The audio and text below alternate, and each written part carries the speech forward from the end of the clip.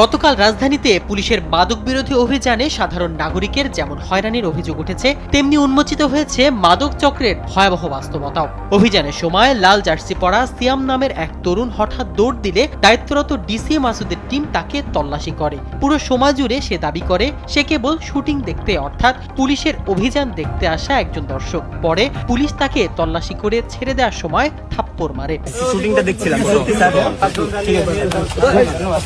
এই ঘটনা সামাজিক যোগাযোগ মাধ্যমে ছড়িয়ে পড়লে তা নিয়ে শুরু হয় ব্যাপক সমালোচনা। অনেকেই তার নিষ্পাপ চেহারা দেখে আবেগঘন পোস্ট দিতে শুরু করে।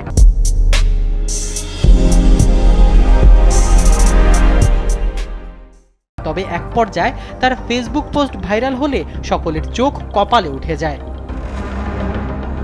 সামাজিক যোগাযোগ মাধ্যম অর্থাৎ তার ফেসবুকের কার্যক্রমে উঠে আসে এক ভিন্ন চিত্র।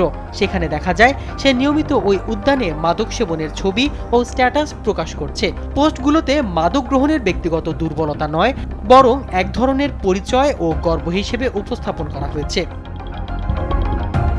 এই ঘটনায় আইনশৃঙ্খলা বাহিনীর অভিযান কতটা নাগরিক সংবেদনশীল হওয়া উচিত, একই সঙ্গে তরুণ সমাজে ছড়িয়ে পড়া মাদক সংস্কৃতি কতটা গভীর ও উদ্বেগজনক তা নিয়ে এখন নতুন করে ভাবতে শুরু করেছে সবাই।